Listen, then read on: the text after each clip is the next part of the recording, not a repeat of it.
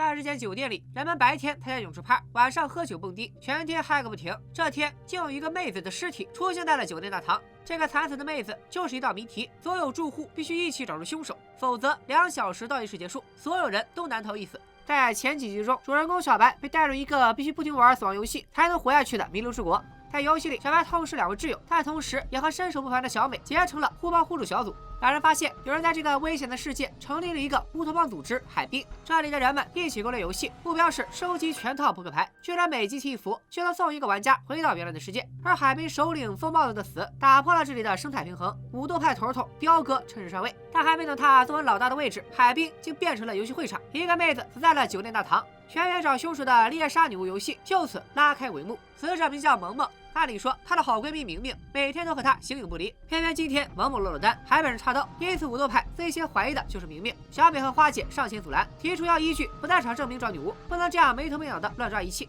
这一来，有人注意到了花姐手腕上的血迹，她这才道出，经过尸检发现，打死风暴的子弹就来自海滨，而海滨有机会接触武器的只有武斗派。彪哥这时才现身，他自认为女巫不在武斗派中，如果女巫不主动承认，武斗派会直接杀掉所有人，确保没有漏网之鱼。武斗派听了老大的话，于是开始激情扫射，一时间大家各自逃命。小美拉着撕着萌萌的好闺蜜明明开溜，还没忘了帮小白带一个好记星。当然，武斗派中也有对这一举动表示怀疑的成员。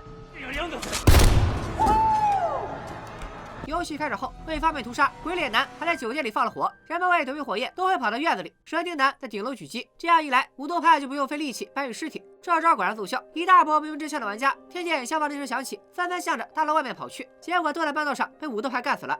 与此同时，小美和明明一边躲避屠杀，一边寻找着小白。帽子哥之前在鬼捉人游戏中被小白救过，所以现在也加入了搜救小白的队伍。在某个房间，大家碰到一个躲在浴缸里瑟瑟发抖不敢杀人的武斗派，危急关头他告了小美，小白就在酒店大楼里。帽子哥勇猛地暴揍了武斗派，得到了小白在4楼的情报。而聪明勇敢没啥力气的阿银和水姬2人则在监控室里坐山观虎斗。水姬发现有个人趁乱在办公室里偷偷摸摸搜寻了什么，他来到办公室，发现就是花姐在这里翻箱倒柜。法医花姐搜罗了一系列道具，她想先提取凶器上的指纹，再跟嫌疑人的指纹做比对，这样就能找到真正的女巫。虽然现在离锁定嫌疑人还有10万8千里，但好歹花姐想的是个正经办法，强过直接把人都秃噜死，然后再把尸体扔火里烧。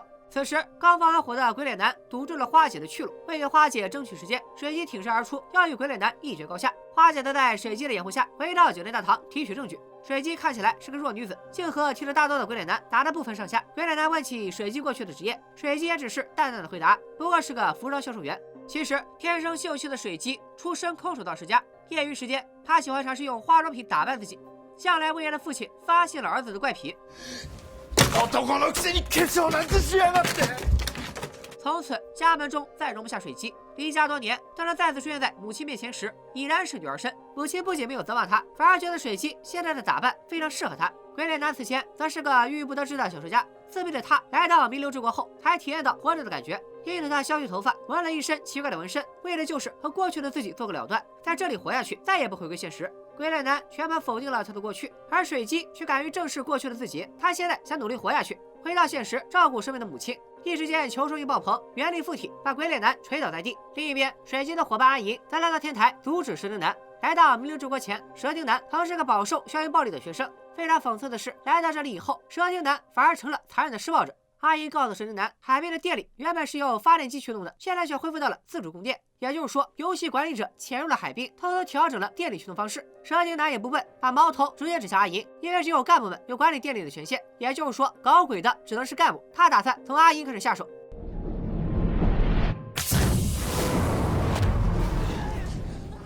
而被绑在小黑屋里的小白仍然没有挣脱束缚，但想到对他寄予厚望的黄渤和李华，小白开始疯狂在地上摩擦嘴上的胶带，看得我脸疼。终于，小白费了2寸多厚的脸皮和1升的口水，终于得以喊出了一声救命。来到4楼寻找他的小美等人，顺着呼救声找到了小白。关押小白的这个房间上了锁。就在这时，小美等人也被武斗派盯上了。小美再次施展飞檐走壁大法，将小白救了出来。离线将近1集的主角终于重新上线，但此时距离游戏结束也只剩30分钟。小美从女巫的视角看问题，认为女巫想要躲避其他玩家的追捕，就要混在猎杀者当中杀别人，也就是说，女巫可能是武斗派的人。小白则不这么认为，因为这样下去，武斗派迟早也会自相残杀。而且根据他打通红刀期游戏的经验来看，游戏设计者就是在玩弄所有玩家，最后哪怕是能够通关，玩家的心情也一定是相当自闭，直接让武斗派通过滥杀无辜的方式取胜，未免太过简单。半晌过后，小白突然醒悟过来，疯帽子、萌萌接连死亡，随后海滨就成了游戏会场。这根本就是某个熟知海龟情况的人算准时机，为海滨和这里的玩家量身打造的游戏。因此，他不该从女巫的视角看问题，而应该从游戏设计者的角度出发，揣摩设计者的动机。很快，小白便有了思路。与此同时，花姐的指纹研究似乎也有了结论。然而，就在他要把结果通报给大家的关头，却遭遇了武斗派的袭击，晕了过去。很快，武斗派就将最后剩余的玩家团团包围。彪哥随从手下把这帮人一网打尽。想明白游戏机制的小白终于赶来，叫停了这一疯狂的行为。小白先是表明了自己的清白，事发时他一直被囚禁在小黑屋，所以他有不在场证明，肯定不是女巫。只要彪哥不是女巫，就没有理由杀他。小白向彪哥提议一起合作找出女巫，然而彪哥不仅没接小白的茬，还按住他一顿暴揍。ピーチの中で唯一アリバイの確かなありそうそう。あんたが魔女だからよ。此言一出，很多人都对彪哥产生了怀疑。然而彪哥竟没有否认，反而大方承认了自己就是女巫。武斗派的队员听了，纷纷举枪相向，却没有一个人有勇气真的开枪。此时，小白叫住了举枪的众人，道出了他推理得出的结论：红桃十应该是最厉害的玩弄人性的游戏，绝不可能这么轻易就能猜到谁是女巫。彪哥之所以认了女巫这个身份，也有他的原因。あんたが殺したのは桃香じゃない、帽子屋だ。小白之所以这么说，是因为他在彪哥的眼睛里看到了自我厌恶、自暴自弃和当初玩狼和羊游戏害死朋友的自己如出一辙。据小白的观察，武斗派有那么多武器，按理说想坐上海滨第一把交椅是分分钟的事。为什么武斗派还会和理想派长期相互制衡呢？原因很简单，彪哥和疯帽子压根就不是敌人，而是亲密无间的挚友。为了维护海滨的稳定，压着像神经男、鬼脸男这样疯狂的人，彪哥必须扮演成比他们还要凶狠的角色。而实际上，早在进入弥留之国前，彪哥和疯帽子就是非常要好的朋友。小白猜测，彪哥是想阻止失控的疯帽子，这才痛下杀手，杀死了朋友。小白说的一点没错。来到弥留之国后，疯帽子和彪哥发现这个世界实在太过绝望，疯帽子决定在海滨创立一个乌托邦，为玩家们创造希望。疯帽子哄骗众人，集齐所有扑克牌，就能回到原来的世界。然而，统治让他逐渐走向疯狂，他下狠手杀死了私藏扑克牌的玩家，还定下了背叛者杀无赦的规矩。而在疯帽子人生的最后一页，他的确顺利通过了游戏。游戏结束后，他在游戏会场秘密会见了彪哥。彪哥向疯帽子提议解散海滨，因为他已经快要压制不住武斗派了。疯帽子把这一提议看作是背叛，彪哥却觉得这种用谎言维系的生活毫无意义。失望的疯帽子把枪口对准了彪哥。就这样，彪哥亲手杀死了自己最好的朋友。然而，他把这一切都归罪于海滨住户，是他们的存在逼疯了自己的朋友，因此彪哥要把他们赶尽杀绝。游戏设计者就是利用了彪哥的心理，为海滨量身打造了这款游戏。听了小白的推论，武斗派的人也都蒙圈了。原来他们不是为了攻略游戏，迫不得已才杀人，而是被彪哥当枪使了。既然如此，那真正的女巫到底是谁呢？小白对此也有了结论。他深知红桃游戏的主旨就是为了嘲弄玩家，就像狼和羊的游戏，大家都想活，游戏就偏偏让你死。而在这场红桃十游戏中，牺牲了如此多的性命，反而可能存在让全属活人性命的通关方法。通关条件是把女巫投入火中，当有一个人是女巫的时候，所有玩家既能完成任务，还能保住性命。女巫就是在游戏开始前就已经暴毙身亡的萌萌。尽管小白的推论非常有道理，但此时大多数玩家都还在震惊中没反应过来。彪哥仍然没有放弃让所有人一起陪葬的想法，于是又在玩家中引起了骚乱。大家就这样没头没脑的哐哐乱打，好汉不敌人多，被虾兵蟹将团团围住的彪哥痛苦地回忆起了他打死疯帽子的时刻。原来疯帽子的枪里根本就没有子弹，彪哥白白杀死了自己最好的朋友。眼见着局面不受控制，明明声称还有吸引彪哥注意的办法，他让小白、小美到时候趁机把萌萌的尸体丢进火堆，然后明明叫停众人，并且大喊着自己就是游戏的发牌者。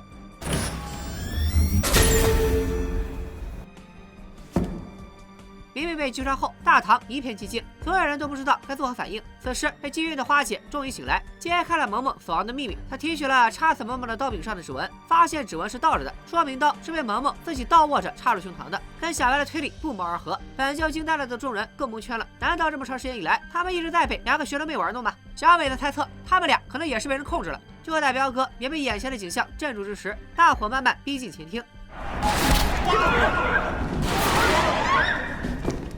偷袭之人竟是蛇精男，虽然被阿姨攻击半路下线，但海滨最难搞的刺头不能轻易狗带，他仍然怀揣着屠杀众人的欲念。其他手无寸铁的玩家们四散逃开，但仍然有很多人死在了蛇精男的枪下。小白、小美上前阻拦，没想到两人合体都不是一个重度双伤患者的对手，这编剧就有点过分了啊！就在在神经男要对小白开枪的时候，彪哥就冲了上来，用自己的身体替小白挡住了子弹。彪哥带着神经男消失在了重重烟雾之中。此时距离游戏结束也仅剩3分钟，大家这才反应过来，连忙把萌萌的尸体扔进了审判之火。小白才注意到明明的尸体旁就有2部好机星，其中一部竟然还在录像。将萌萌的尸体投入审判之火后，红桃十游戏终于结束。海滨玩家以非常惨痛的代价换取了10天的签证期。众人目睹着往日乐园化为一片火海，阿姨却没有急着逃出来，而到酒店大堂取走了那张红桃十。她想知道接下来设计游戏的人还有什么花招。而通过明明的好记星，她和萌萌的故事也逐渐浮出水面。原来学生妹萌萌和明明在进入弥留之国前就是朋友。来到这里后，他们被游戏操纵者招募，参与设计游戏，尽管被称为发牌者，但他们也需要通过游戏获得签证。如果在玩家面前公开自己发牌者的身份，同样也是个死。游戏运营基地藏在东京某个地铁站内部，运营基地有成千上万的屏幕，而屏幕前的运营者们眼睁睁地看着玩家们死去，并为自己的胜利欢呼雀跃。就是这样惨无人道的杀戮游戏，让明明和萌萌饱受煎熬，痛不欲生。实在忍受不了的萌萌最终选择了自我了断。根据明明留下的视频，小白和小美找到了运营基地，但此时因为玩家通过了红桃十游戏，发牌者也由此失败，所有运营人员都被击穿脑壳死亡。而阿姨和水姬也已经先一步找到了这里。阿姨所知这里的凭据，则是在第3季时在鬼身上找到的那张鬼画符，这其实就是一张东京地铁图。阿姨原以为找到这里就能解开所有秘密，没想到运营者基地的发牌者们也不过是更上面的人的傀儡。就在此时，左尾屏幕亮起，出现在屏幕上的女人竟然是海滨干部之一，戏份少到我压根就没有起名字的长发姐。看来在幕后操作海滨游戏的就是她，也是她偷偷调整了海滨的电力驱动方式。长发姐一边恭喜面前几人攻略了所有数字牌游戏，一边把他们经历过的惨痛场面播放出来。紧接着，长发姐激动地说要送给几人一份大礼。水姬以为礼物就是回到正常的生活中，然而万万没想到，礼物居然是新的人头牌游戏。第2天一早，空荡荡的城市中再次放起烟花，城市上空出现了数字飞艇，吊着代表人头牌的巨大旗帜。游戏进入了第2阶段。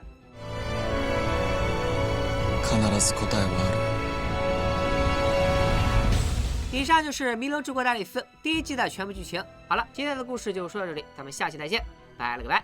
喜欢我的解说，请按一个喜欢，也要记得点击右上角订阅我的频道。那么我们下期再会，拜了个拜。